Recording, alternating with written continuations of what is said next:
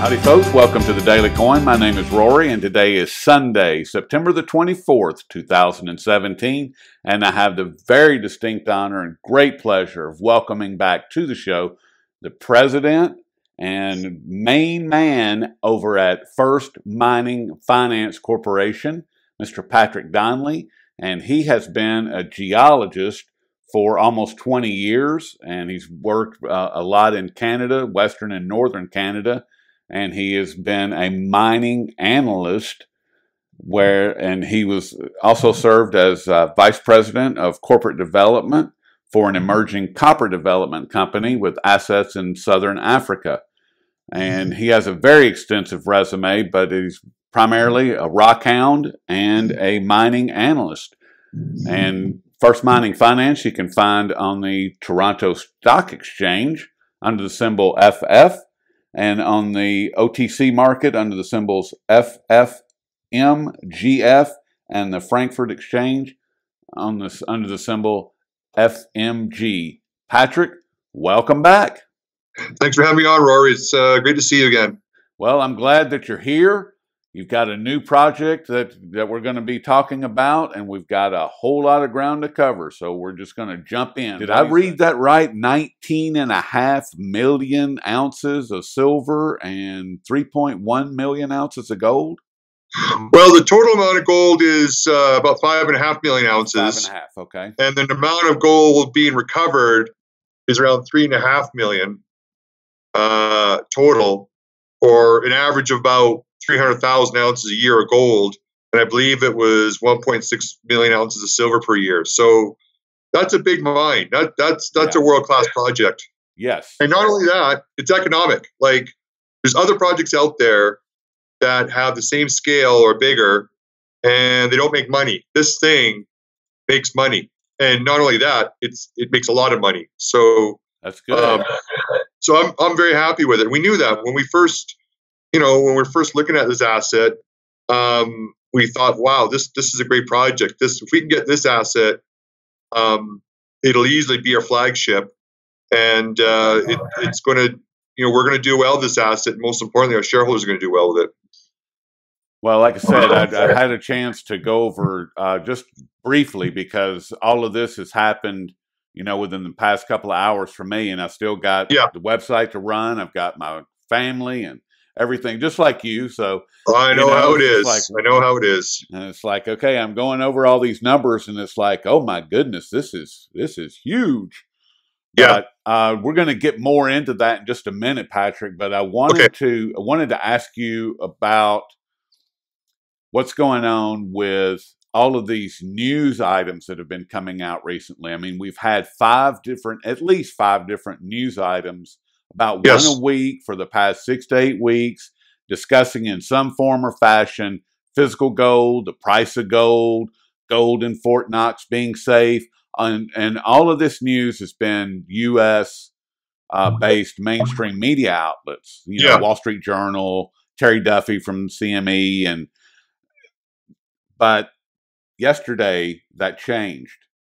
With Sputnik coming out and joining the party, if you will, and releasing an article with the headline of "Secret Monetary Policy: Who Manipulates Gold Prices and Why?" Right. And so that was released. We're recording this on Wednesday. This was released on Tuesday, and Monday, as I'm sure you're well aware, there began this whole series of beatdowns for both silver and gold. Yeah. What is happening with all of this from your perspective? Well, I think it's, I think the U.S. government feels threatened by gold. Well, yeah. And not just, I won't just blame the United States. I think the Chinese and the Europeans feel threatened by it. And I think, any chance, these manipulators can get to knock down gold, they will. We saw it, this morning. These numbers come out, and the market gets spooked that the U.S. Fed is going to increase rates again, and it's all smoke and mirrors. What's Yes. going on? The gold is, every time Janet Yellen moves her lips, gold gets crushed, and it's just all smoke and mirrors, right? It's kind of funny. I was visiting some family. I got a lot of family in the U.S. and I was visiting some family in New Jersey, and they were asking me, like, what is gold? What do you do with gold? And I'm like, well, what is the U.S. dollar? How do you back the U.S. dollar? And they kind of stopped in their tracks, and I said, gold is actually tangible. It comes from the ground. You can't make gold. You can mine it, but and it's been used. Gold's been the standard currency for thousands of years. Whereas the U.S. dollar, what is it really backed by? The U.S. government, which is probably going to have to raise a debt ceiling again, and still has a not just the U.S. Canada's just as bad. With deficits and debt. As I said before, the state of Illinois, they got a massive pension liability. Yep. California, and just globally, Europe is not out of the woods, Russia's not out of the woods, and we're going to continue to see this. And one thing I've been reading lately is, I was reading a story about how the world now is moving away from combustion engines and towards vehicles run by electricity, and eventually the world's not going to be relying on oil anymore. Well, that's going to create more instability in places like the Middle East. So, the fundamentals for gold are really good, but there's groups that feel threatened by gold, and because gold's a global currency and is not subjected to the whims of people in ivory towers in New York or Washington or whatever, or the halls of Princeton. Or the halls of Princeton, exactly, or London, or it's just ridiculous. And let me put it this way: people may, I talk about gold being manipulated. Well, we've seen Forex, the foreign exchange rate being manipulated. Yes, we've seen LIBOR being manipulated. Yes. That's one of the most used interest rates in the world. LIBOR, silver's manipulated. So if all those things being manipulated, gold's a piece of cake, and so yeah, it's frustrating, but you can't it's like a fire. You can't that's gone out of control. You can try to contain it, but eventually it overwhelms you, and that's what we're going to see with the global economy. I couldn't agree more. And what I was, when you said that your friends or colleagues had asked you, well, what is gold, and your response was, well, what is the dollar? Isn't the dollar actually backed by your labor and my labor by way of that's collected through taxes? Yes. And then the interest is paid to the privately owned Federal Reserve. So that's what is backing it, is the fact that you and I still work and pay taxes. But they're spending more than what we pay. A lot more. And we can't forget the guns. It's backed by guns also, big guns and big cannons. But anyway, you were touching on something there, and you said that the pensions, across the nation, we just found out just within the past couple of hours, Patrick, that the state of Ohio, that 1 million, this was reported over at Zero Hedge, and haven't had a chance to look at the article, but the headline said that 1 million state employees in Ohio are now, their pension fund is at risk.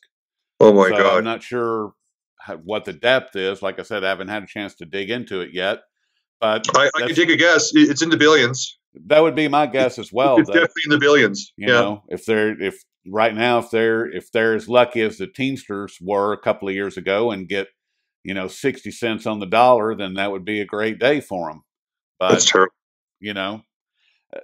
Unlike what happened in Detroit, where I think they wound up with about 45 cents on the dollar, something somewhere around there. It was less than 50. Yeah, it was. They just got raked over the coals, and in Detroit they can't get any more insurance. Their insurance is stuck where it is, and if it doesn't cover what you've got, sorry for your bad luck. But all of these things are economic indicators, which is my next question. I mean, the cheerleaders are continuing to cheer and tout how great the economy is, and you just reeled off several problems with the economy. And at the beginning of this year, it was projected that there was going to be more corporate bankruptcies than in 2008, and Wow. we seem to be on par for that. And I'm sure you're aware, Toys R Us just announced Yep. that they're I saw filing that. bankruptcy, and this is in the face of the shopping season. We'll call it the holiday season, but Mhm. they're not, obviously they're not placing orders to stock their shelves because they're busy filing for bankruptcy.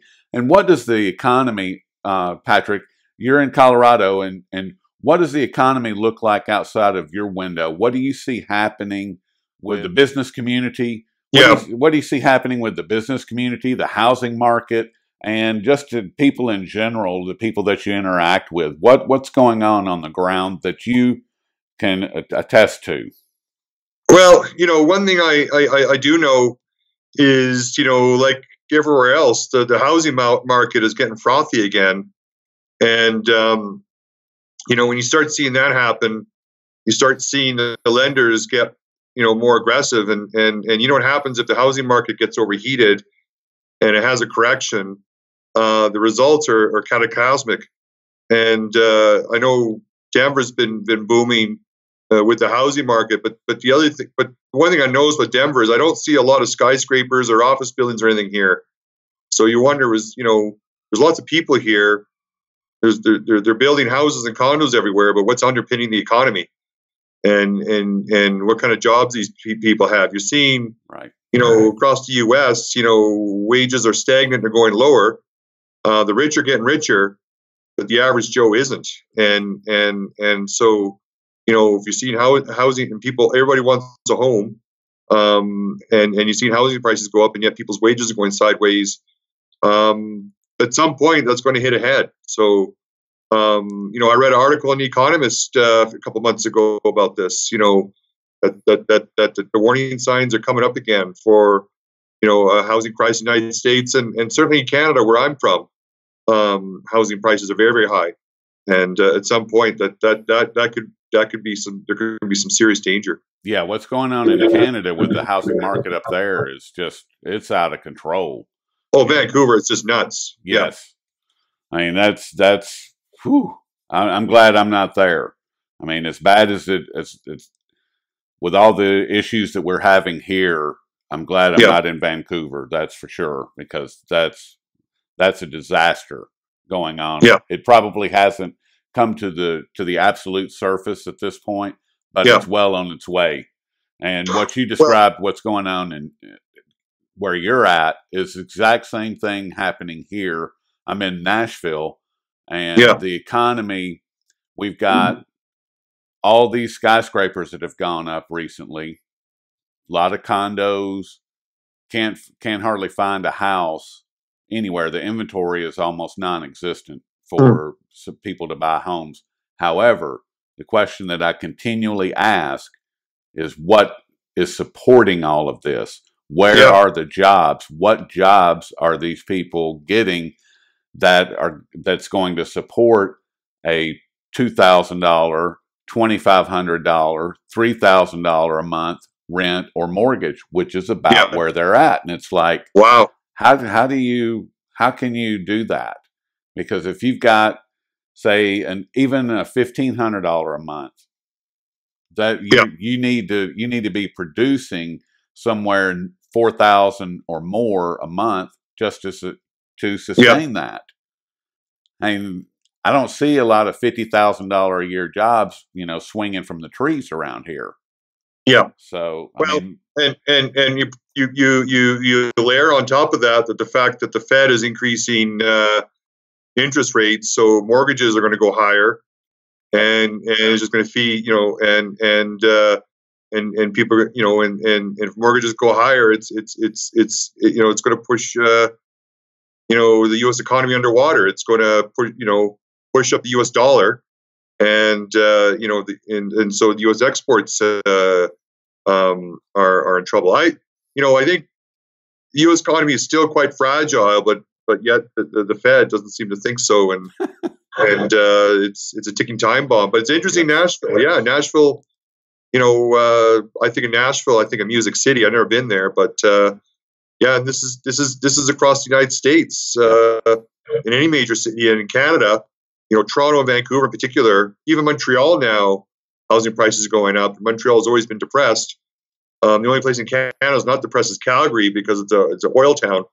But it's frightening. Like, in Vancouver, for example, there was a study where they looked at all the major cities across the world, and they put together a graph, and they showed median household income versus average housing prices.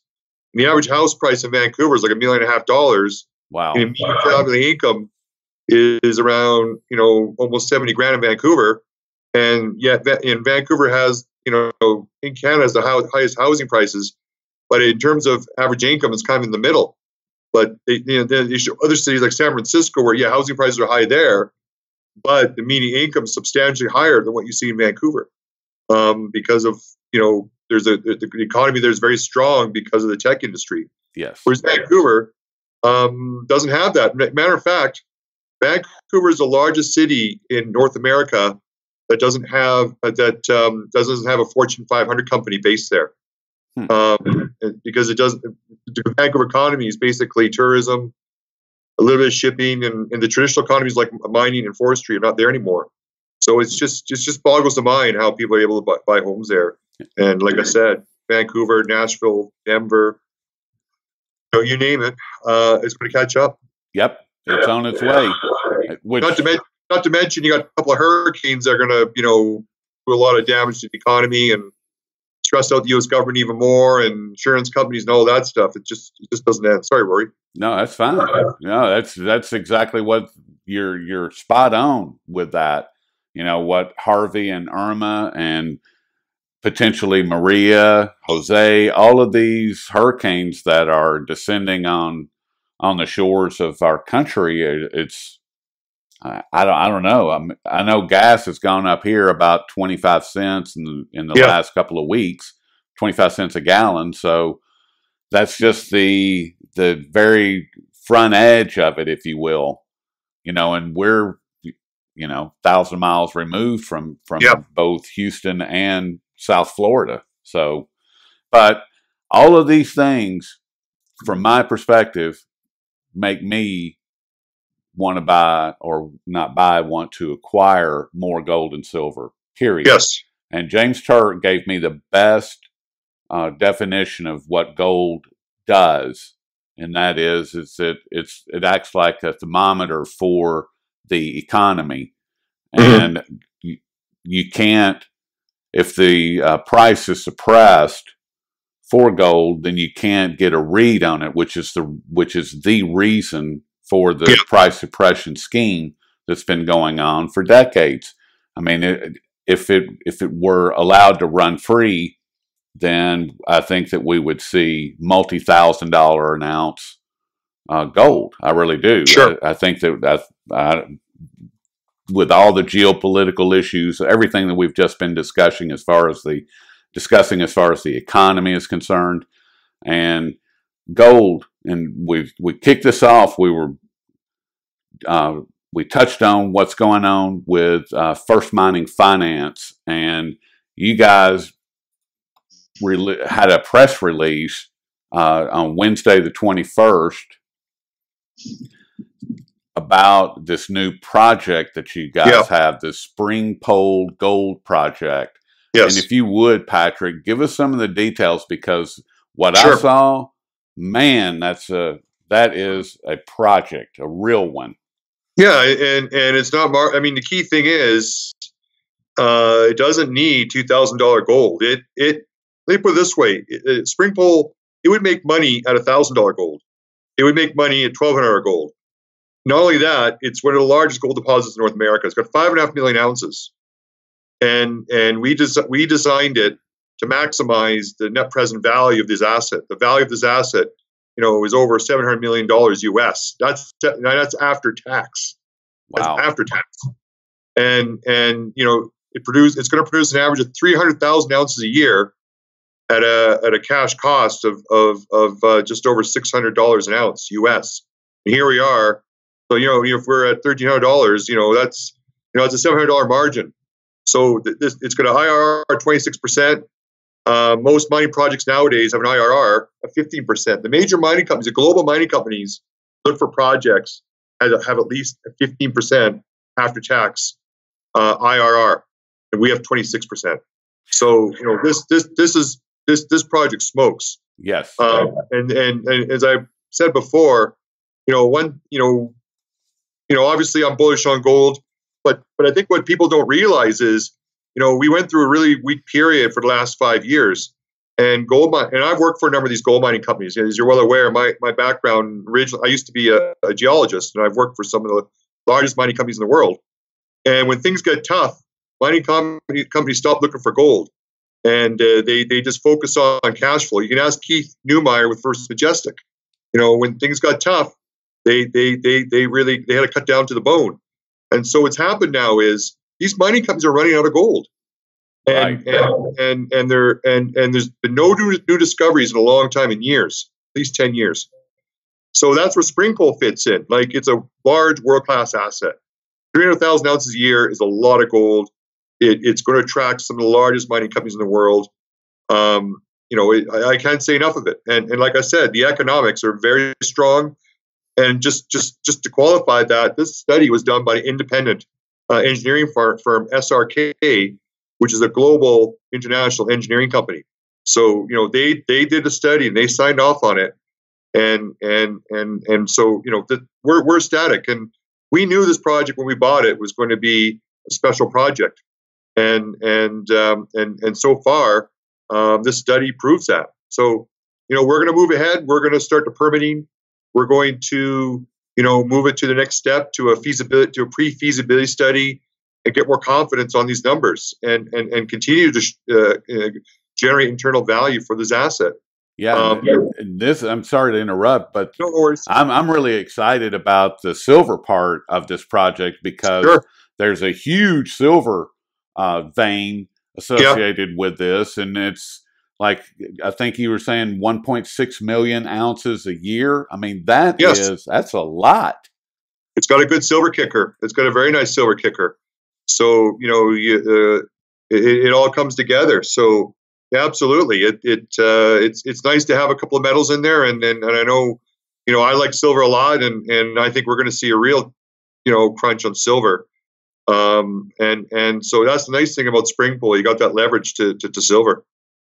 Yeah, but the primary is gold, and then silver is just kind of it's just gravy. 90%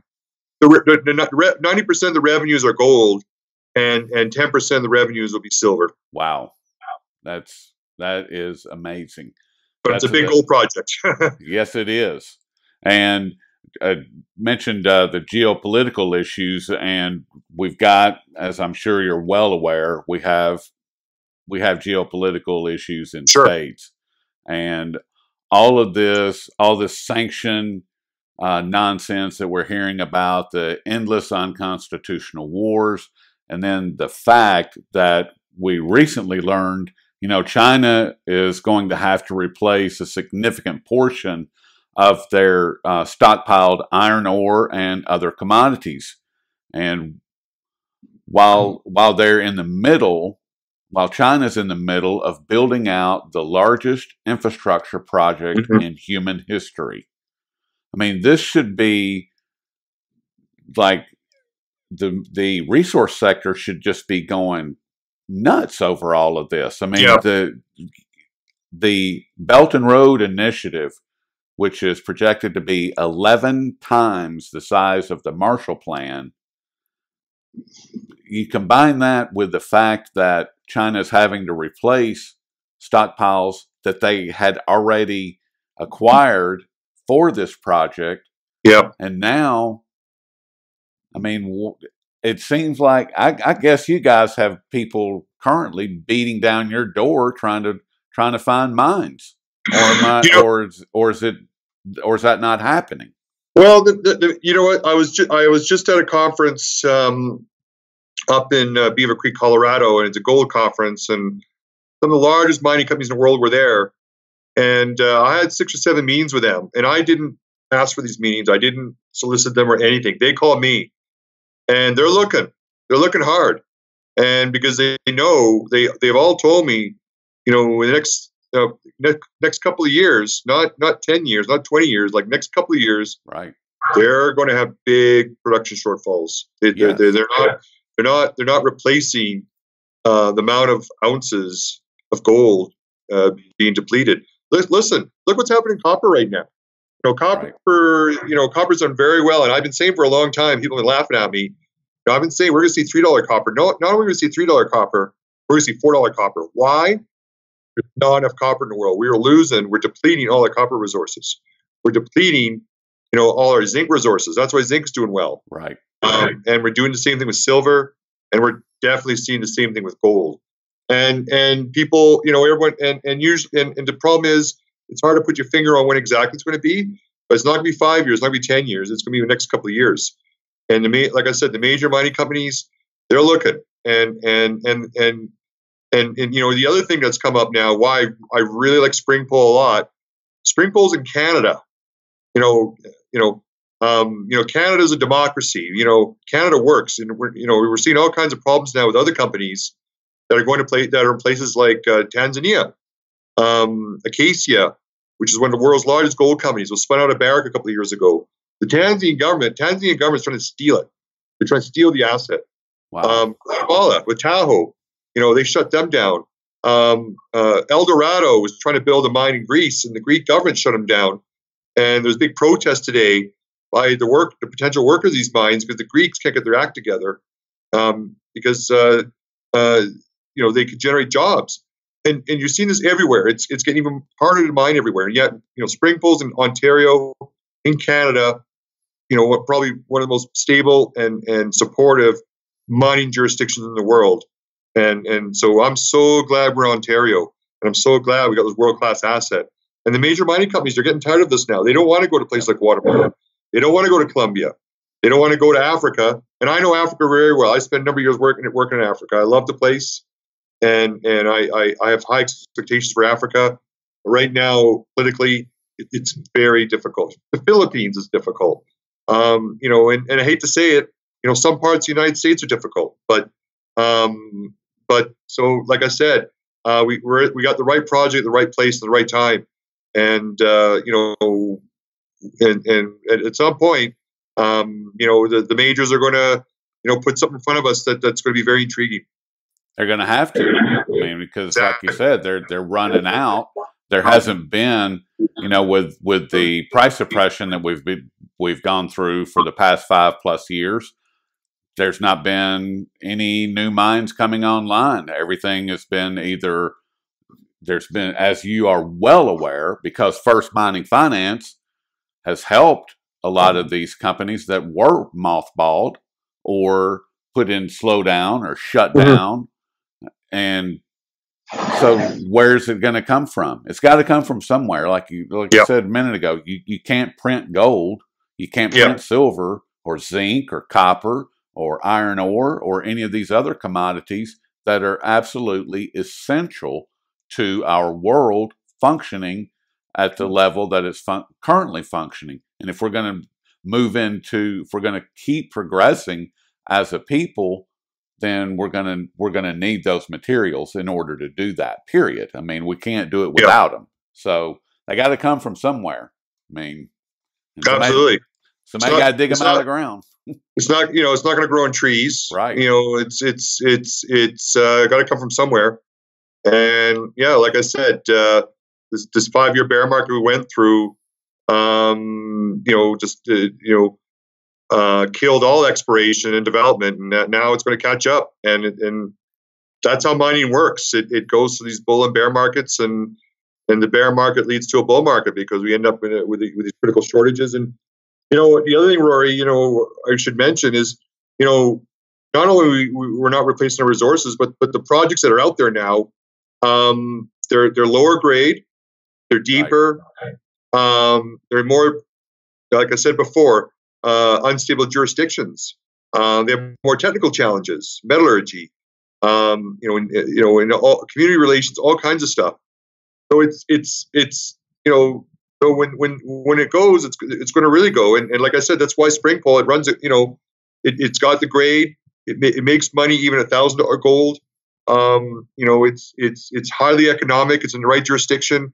It's a plum. And someone, like I said, these mining companies, they're going to they're going to have to do something, and they're going to have to do something soon. And you are sitting in the driver's seat.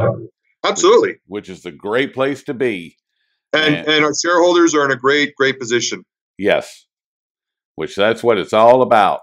I mean, you mentioned Keith Neumeyer just a moment ago, and sure. I mean, he's built two billion-dollar companies, and now First Mining is going to be his third. I firmly believe that. I mean, and this project right here may be the one that sends you over the edge for that third company, because he's the chairman, right? And he the chairman of First Mining, and you're the president. So you're in the driver's seat. I love it. When the very first interview that I ever did with you, Patrick, I told you I love this business model, and that was about 2.5 or 3 years ago. Yes. And I still love what you guys are doing. I think it's it's just genius. The way that what I really like about it today, even more so, is the fact that you guys have taken and looked at, you've had all this time to look at all these projects that you've acquired, which I think is around 25. That's correct. And been able to go, okay, Springpole, we're going to take that one. We're going to take that one to the next level. We'll sell a couple of these that look good. And that is what can be said. I mean, it's great. It's a great business model. It's funny when I first met Keith in October of 2014. It was an awful environment for mining, and I remember Keith and I, Keith said I have this vision, and this is what I want to create, and I knew it was going to be highly difficult, but I didn't realize how difficult it would be. And it's funny because Keith and I would be out, and this is when oil got hit. And Keith and I went out, and we were trying to raise money and market the story, and people were telling us we were crazy. They said we were nuts. They said, why would you want to do that? People hate mining. They hate gold. They think we're going to be in a 10-year bear market, that the whole industry is going to collapse. And Keith said with a straight face, that's why we're doing it. It's hated. This is a once in a 2 or 3 decade opportunity, and I believe in it because I've been through it before. I've seen it. My father was a miner, and he went through this. He worked up in the far north in Canada, operating a large shovel. I remember in the 1980s he got laid off when he was working in a mine, and I remember in the early 1990s were bad too. And so I've seen this, and I was a geologist for all the 1990s. I remember the Brieg scandal. So I've seen this, and I've seen the people that have succeeded are the ones that recognize when you're at the bottom. When as Keith would say, there's blood in the streets. Exactly. They would take advantage of it. So Keith has got big kahunas. He truly believed in what he did, and that's how he founded First Majestic. He founded that in the bear market. That's how he founded First Quantum in the bear market, and we're doing it again. And we're off the ground, and we're gonna we got these assets. And now we're going to, people in the market say, oh, they got garbage. Well, take a look at Springpole. I don't think that's garbage. I think it's a world-class asset. And we're going to keep doing it. And as you mentioned, we have other assets we're moving forward. Our Goldland asset, we're putting in 28,000 meters of drilling. We had 3 drills out there, and we're still drilling. And we drilled 100 holes.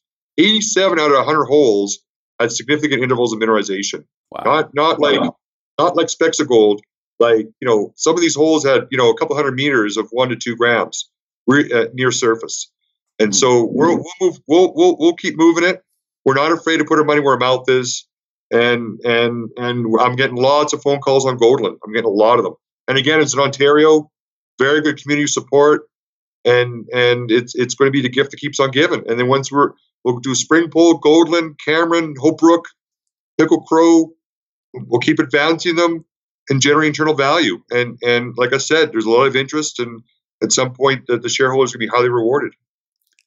And at some point, there's going to be even more people knocking on your door. They're going to have to be, because it's got to come from somewhere.